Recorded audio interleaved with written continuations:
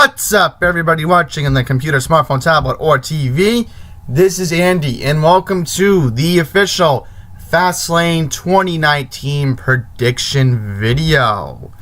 This pay-per-view is the last one before Wrestlemania 35, which will be taking place on Sunday, March 10th at the Quicken Loans Arena, as they like to call it, the Q, in Cleveland, Ohio.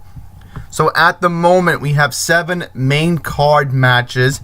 We have 8 total, counting a pre-show match, which I'm actually looking forward to, believe it or not.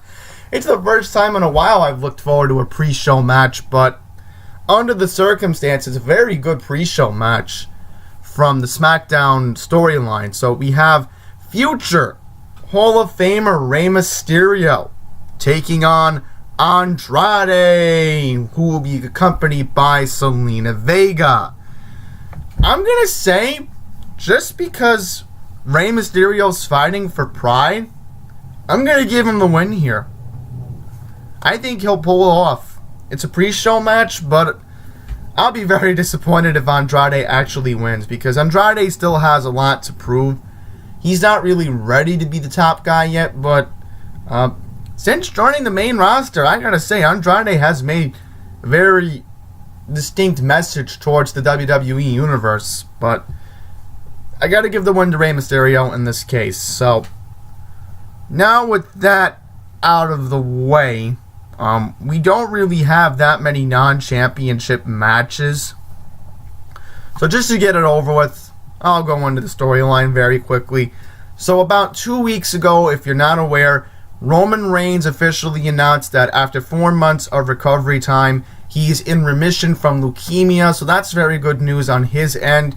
But the good news is I can confirm the Shield have reunited and officially announced this past Monday night on Raw, the Shield, which will feature Dean Ambrose, Roman Reigns, and Seth Rollins, and keeping in mind, this is Roman's first match since November, will be taking on Baron Corbin, Drew McIntyre, and Bobby Lashley. And again, this is just one of those pointless mid-card matches. Unfortunately, I'm going to have to give the win to the Shield, just because, again, for Seth Rollins to have any momentum to face Brock Lesnar at WrestleMania 35, he has to win this match with his brothers. So, Shield will win, and I'll be very surprised if the heels win, because this is, if you're writing the storyline for a pay-per-view, you have to make the face team win. I mean, no excuse there. Alright, so I figured, you know what, the women are the very important part of this pay-per-view in this case, because again, the women's storylines have just been heated, and I love it as a fan. So we're going to get to the women's matches right now. So let's do it in this order. First up, we're going to do the WWE Women's Tag Team Championships. Boss and Hug Connection, Bayley and Sasha Banks taking on the Samoan Slaughterhouse of Nia Jax and Tamina, who honestly are just looking to do something here, but I don't know. I'll just say, for the heck of it, Boss and Hug Connection defend.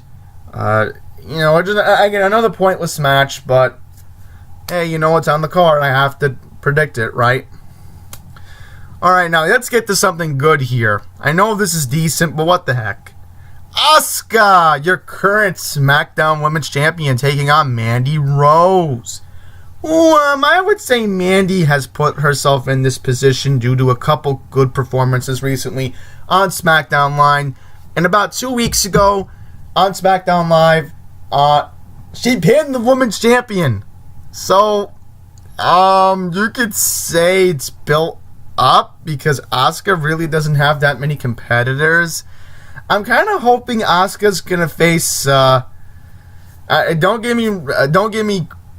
think I'm crazy here, but I think Asuka's gonna face Naomi at WrestleMania 35. I think it's gonna happen, but in order for it to happen, Asuka has to defend. So Asuka will retain the SmackDown's Women's Championship, and hopefully the dream match against future Hall of Famer like Naomi can hopefully happen, because Naomi has certainly put herself in the discussion of one of the great all-time female wrestlers, And yes, you know, she was a previous SmackDown Women's Champion, so hopefully they'll give her another push, just like how they gave Becky a push last year.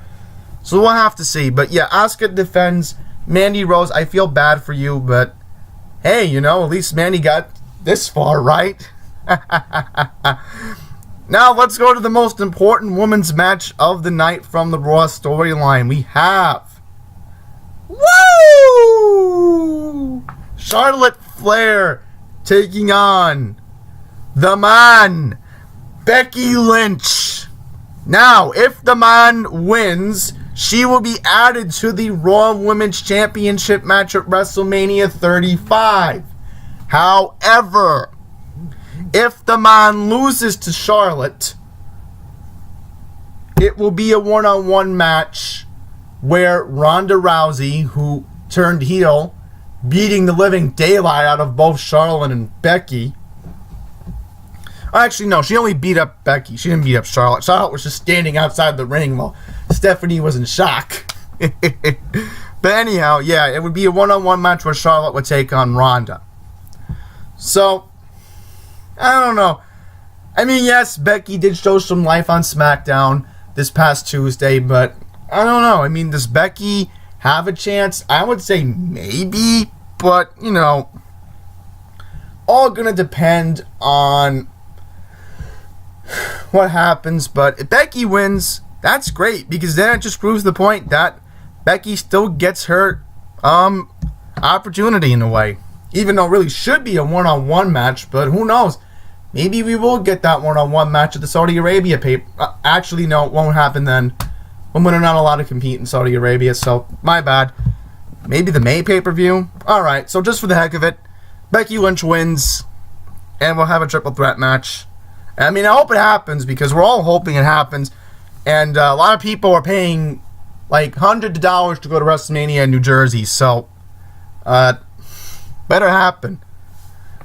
Especially how, again, in the New York metro region, you have a lot of Irish people, and it would be very disappointing that you're in one of the biggest Irish sports markets in the country, and literally you don't have Becky Lynch on the card. Hello? Watch the Evolution pay-per-view. People showed up to support Becky in this area. You don't think they will? Because remember, I live in New York, so obviously, big disappointment, especially how, again, I love Becky. Especially how Becky, since last year, has been on a roll. And she has proved to herself and to us that she is the man. And remember, she was SmackDown Women's Champion. Alright, now we'll move on to the men's side of the things. We only have about 3 championship matches on the men's side. So let's start off with the Raw division. You have the Revival, Dash Wilder and Scott Dawson taking on Aleister Black and Ricochet from NXT versus John Gable and Bobby Roode. I would love to see Aleister and Ricochet win, because Aleister and Ricochet have been making a good impression on themselves since they came up from NXT. But the Revival, I'm sorry, they're going to defend. Same with SmackDown. The Usos taking on The Miz and Shane McMahon.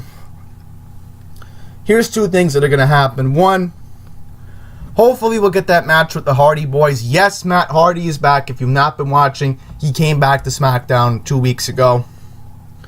Usos are going to defend because you have that factor. People want to see that match at WrestleMania 35. But also, it could possibly make for a one-on-one match where The Miz takes on Shane McMahon, where they might actually turn The Miz heel again, or to make everything right, they can actually turn Shane as a heel. I know it sounds stupid, but hear me out. It would be a decent match, and who knows, maybe later on down the road, The Miz get the title opportunity. I would love for that to happen. 2 disappointing things about this pay-per-view I have to bring up. Number 1, Finn Balor is not defending the Intercontinental Championship. That's going to probably be saved for WrestleMania. Same with Samoa Joe. Again, he just won the title on Tuesday in a fatal 4-way match against R-Truth and who else was it? Right, Andrade and Rey Mysterio. So you can't have that happen. So, I want to quickly mention that as well. So, we're going to go to our hopeful main event. I'm hoping this is sort of the main event, or maybe Charlotte and Becky close out the show. I don't know at this point. So, let's get into it. Daniel Bryan, your current WWE champion, taking on Kevin Owens.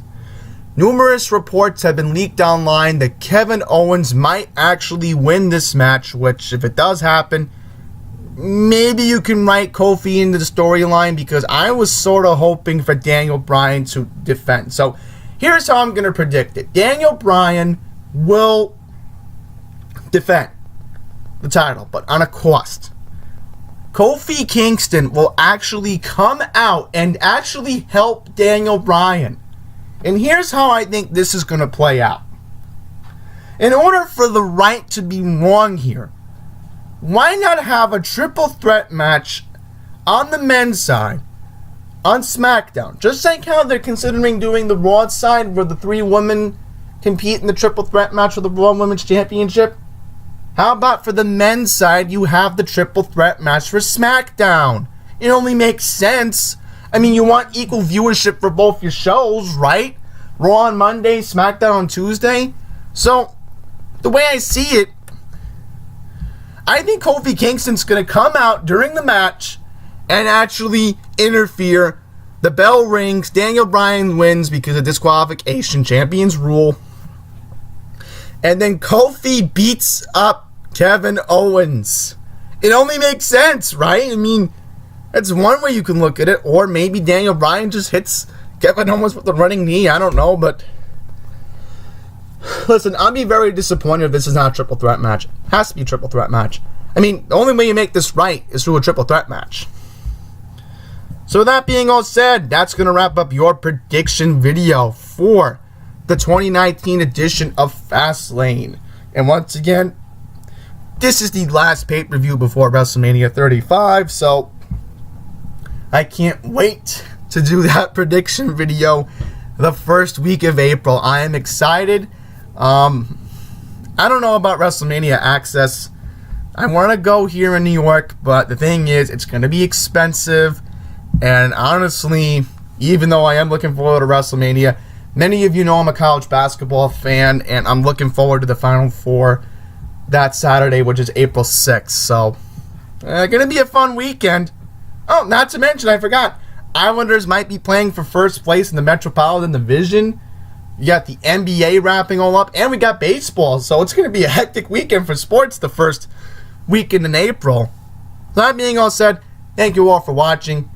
If you're going to be in Cleveland enjoying the pay-per-view in person, enjoy it. Once again, if you are curious, pre-show starts at 6 o'clock on WWE Network, followed by the main show at 7 o'clock. So, until the next time, please take care.